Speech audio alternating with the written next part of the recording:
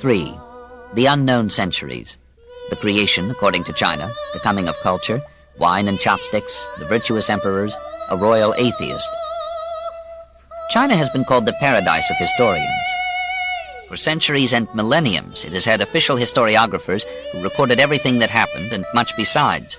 We cannot trust them further back than 776 BC, but if we lend them a ready ear, they will explain in detail the history of China from 3000 BC, and the more pious among them, like our own seers, will describe the creation of the world.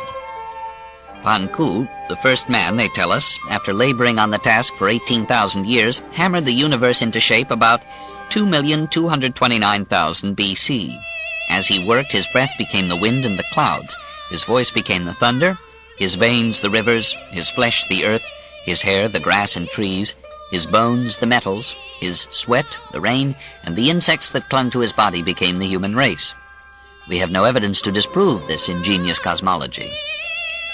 The earliest kings, says Chinese legend, reigned 18,000 years each and struggled hard to turn Pan Ku's lice into civilized men. Before the arrival of these celestial emperors, we are told, the people were like beasts, clothing themselves in skins, feeding on raw flesh, and knowing their mothers but not their fathers, a limitation which Strindberg did not consider exclusively ancient or Chinese. Then came the Emperor Fuxi in precisely 2852 BC. With the help of his enlightened queen, he taught his people marriage, music, writing, painting, fishing with nets, the domestication of animals, and the feeding of silkworms for the secretion of silk. Dying, he appointed as his successor Shen Nung, who introduced agriculture, invented the wooden plow, established markets and trade, and developed the science of medicine from the curative values of plants. So legend, which loves personalities more than ideas, attributes to a few individuals the laborious advances of many generations. Then a vigorous soldier emperor, Huang Ti, in a reign of a mere century, gave China the magnet and the wheel, appointed official historians, built the first brick structures in China, erected an observatory for the study of the stars, corrected the calendar, and redistributed the land. Yao ruled another century, and so well that Confucius, writing of him 1800 years later in what must have seemed a hectically modern age, mourned the degeneration of China. The old sage, who was not above the pious fraud of adorning a tale to point a moral, informs us that the Chinese people became virtuous by merely looking at Yao. As first aid to reformers, Yao placed outside his palace door a drum by which they might summon him to hear their grievances, and a tablet upon which they might write their advice to the government. Now, says the famous book of history, concerning the good Yao, it is said that he ruled Chungguo for 100 years, the years of his life being 110 and 6. He was kind and benevolent as heaven, wise and discerning as the gods. From afar his radiance was like a shining cloud, and approaching him he was as brilliant as the sun. Rich was he without ostentation, and regal without luxuriousness. He wore a yellow cap and a dark tunic, and rode in a red chariot drawn by white horses. The eaves of his thatch were not trimmed, and the rafters were unplaned, while the beams of his house had no ornamental ends. His principal food was soup, indifferently compounded, nor was he choice in selecting his grain. He drank his broth of lentils from a dish that was made of clay, using a wooden spoon. His person was not adorned with jewels, and his clothes were without embroidery, simple and without variety. He gave no attention to uncommon things and strange happenings, nor did he value those things that were rare and peculiar. He did not listen to songs of dalliance, his chariot of state was not emblazoned. In summer he wore his simple garb of cotton, and in winter he covered himself with skins of the deer. Yet he was the richest, the wisest, the longest-lived and most beloved of all that ever ruled Chungguo. The last of these 5 rulers was Shun, the model of filially devoted sons, the patient hero who fought the floods of the Huangho, improved the calendar, standardized weights and measures, and endeared himself to scholastic posterity by reducing the size of the whip with which Chinese children were educated. In his old age, Shun, Chinese tradition tells us, raised to a place beside himself on the throne the ablest of his aides, the great engineer Yu, who had controlled the floods of 9 rivers by cutting through 9 mountains and forming 9 lakes. But for Yu, say the Chinese, we should all have been fishes. In his reign, according to sacred legend, rice wine was discovered and was presented to the emperor, but Yu dashed it to the ground, predicting, "The day will come when this thing will cost someone a kingdom." He banished the discoverer and prohibited the new beverage, whereupon the Chinese, for the instruction of posterity, made wine the national beverage. Rejecting the principle of succession by royal appointment, Yu established the Xia, that is, civilized dynasty, by making the throne hereditary in his family, so that idiots alternated with mediocrities and geniuses in the government of China. The dynasty was brought to an end by the whimsical Emperor Jie, who amused himself and his wife by compelling 3,000 Chinese to jump to their euthanasia in a lake of wine. We have no way of checking the accounts transmitted to us of the Xia dynasty by the early Chinese historians. Astronomers claim to have verified the solar eclipse mentioned by the records as occurring in the year 2165 BC, but competent critics have challenged these calculations. Bones found in Honan bear the names of rulers traditionally ascribed to the Second or Shang dynasty, and some bronze vessels of great antiquity are tentatively attributed to this period. For the rest, we must rely on stories whose truth may not be proportioned to their charm. According to ancient tradition, one of the Shang emperors, Wu Yi, was an atheist. He defied the gods and blasphemed the spirit of heaven. He played chess with it, ordered a courtier to make its moves, and derided it when it lost. Having dedicated to it a leathern bag, he filled the bag with blood and amused himself by making it a target for his arrows. The historians, more virtuous than history, assure us that Wu Yi was struck dead with lightning. Zhou Xian, royal inventor of chopsticks, brought the dynasty to an end by his incredible wickedness. "I have heard," he said, "that a man's heart has 7 openings. I would fain make the experiment upon Pi Kan, his minister." Zhou's wife, Ta Qi, was a model of licentiousness and cruelty. At her court, voluptuous dances were performed, and men and women gambled naked in her gardens. When public criticism rose, she sought to still it with novelties of torture. Rebels were made to hold fiery metals in their hands or to walk greased poles over a pit of live charcoal. When victims fell into the pit, the queen was much amused to see them roast. Zhou Xian was overthrown by a conspiracy of rebels at home and invaders from the western state of Zhou, who set up the Zhou dynasty, the most enduring of all the royal houses of China. The victorious leaders rewarded their aides by making them almost independent rulers of the many provinces into which the new realm was divided. In this way began that feudalism which proved so dangerous to government and yet so stimulating to Chinese letters and philosophy. The newcomers mingled their blood in marriage with the older stocks, and the mixture provided a slow biological prelude to the first historic civilization of the Far East. 4. The first Chinese civilization, the feudal age in China, an able minister, the struggle between custom and law, culture and anarchy, love lyrics from the Book of Odes. The feudal states that now provided for almost 1,000 years whatever political order China was to enjoy were not the creation of the conquerors. They had grown out of the agricultural communities of primitive days through the absorption of the weaker by the stronger, or the merger of groups under a common chief for the defense of their fields against the encompassing barbarians. At one time there were over 1,700 of these principalities, ordinarily consisting of a walled town surrounded by cultivated land, with smaller walled suburbs constituting a protective circumference. Slowly, these provinces coalesced into 55, covering what is now the district of Honan with neighboring portions of Shanxi, Shenxi, and Shantung. Of these 55, the most important were Qi, which laid the bases of Chinese government, and Qin, which conquered all the rest, established a unified empire, and gave to China the name by which it is known to nearly all the world but itself. The organizing genius of Qi was Guangzhong, advisor to the Duke Huan. Huan began his career in history by supporting Huan's brother against him in their competition for the control of Qi, and almost killed Huan in battle. Huan won, captured Huan, and appointed him chief minister of the state. Huan made his master powerful by replacing bronze with iron weapons and tools, and by establishing governmental monopoly or control of iron and salt. He taxed money, fish, and salt in order to help the poor and reward wise and able men. During his long ministry, Qi became a well-ordered state with a stabilized currency, an efficient administration, and a flourishing culture. Confucius, who praised politicians only by epitaphs, said of Huan, "Down to the present day the people enjoy the gifts which he conferred. But for Guangzhong we should now be wearing our hair disheveled and the lappets of our coats buttoning on the left side." This is Confucius's gloomy way of indicating that but for Huan the Chinese people would still be barbarians, for the barbarians habitually buttoned their coats on the left side.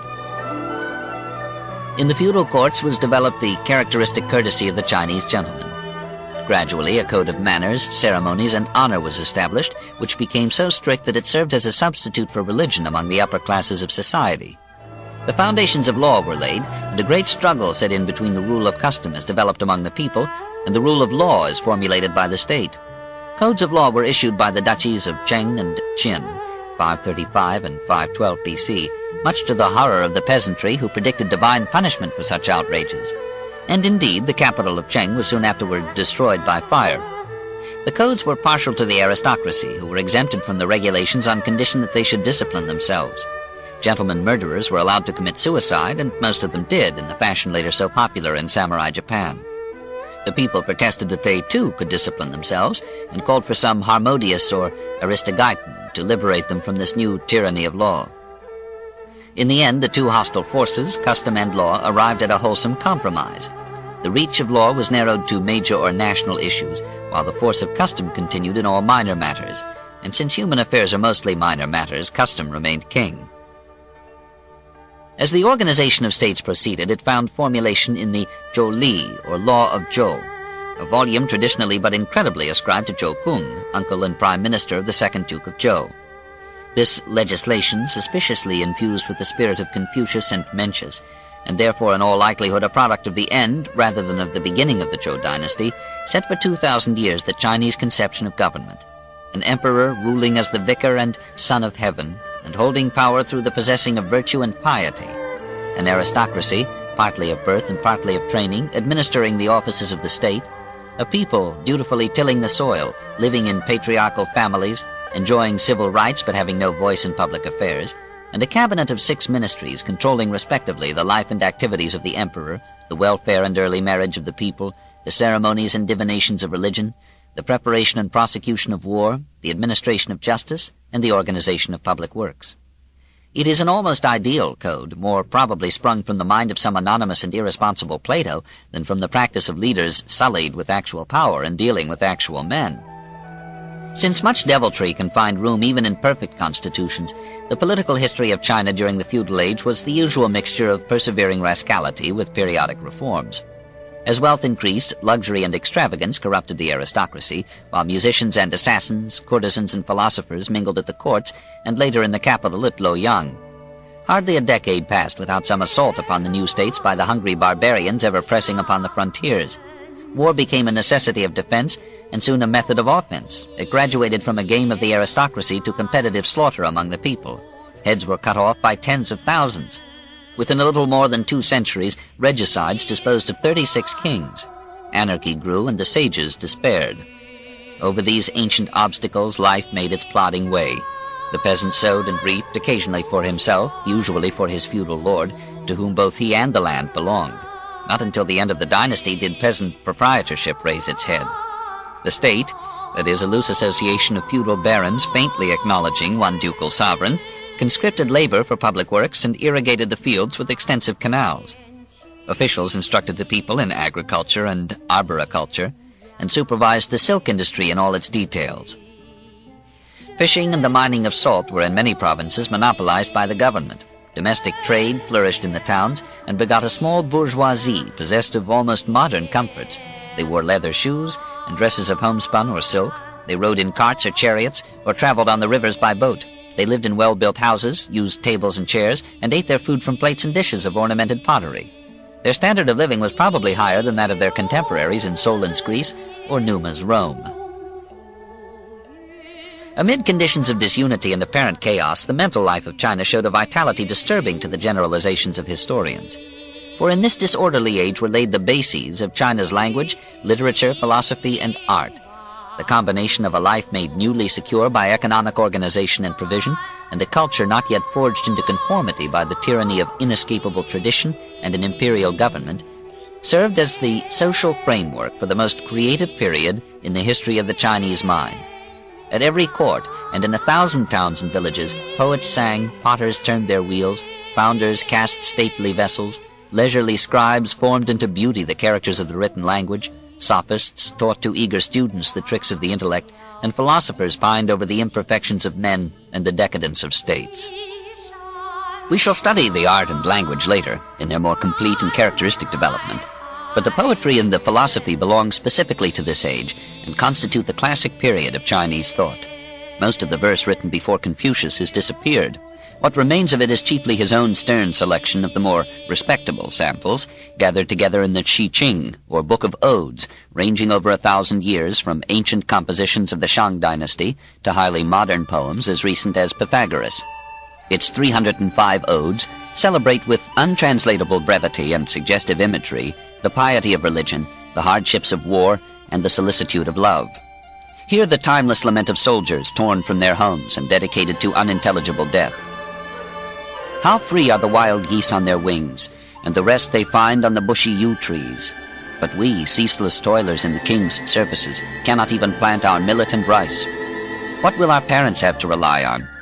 O thou distant and azure heaven, when shall all this end? What leaves have not turned purple? What man is not torn from his wife? Mercy be on us soldiers, are we not also men? Though this age appears to our ignorance to have been almost the barbaric infancy of China, love poetry abounds in the odes and plays a gamut of many moods. In one of these poems, whispering to us across those buried centuries that seemed so model to Confucius, we hear the voice of eternally rebellious youth, as if to say that nothing is so old-fashioned as revolt. I pray you, dear, my little hamlet leave, nor break my willow boughs. 'Tis not that I should grieve, but I fear my sire to rouse. Love pleads with passion disarrayed. A sire's commands must be obeyed. I pray you, dear, leap not across my wall, nor break my mulberry boughs. Not that I fear their fall, but lest my brother's wrath should rouse. Love pleads with passion disarrayed. A brother's words must be obeyed. I pray you, dear, steal not the garden down, nor break my sandal trees. Not that I care for these, but oh, I dread the talk of town. Should lovers have their wilful way, whatever would the neighbors say? And another, the most nearly perfect, or most excellently translated of all, reveals to us the ageless antiquity of sentiment. The morning glory climbs above my head, pale flowers of white and purple, blue and red. I am disquieted. Down in the withered grasses something stirred. I thought it was his footfall that I heard. Then a grasshopper chirred. I climbed the hill just as the new moon showed. I saw him coming on the southern road. My heart lays down its load.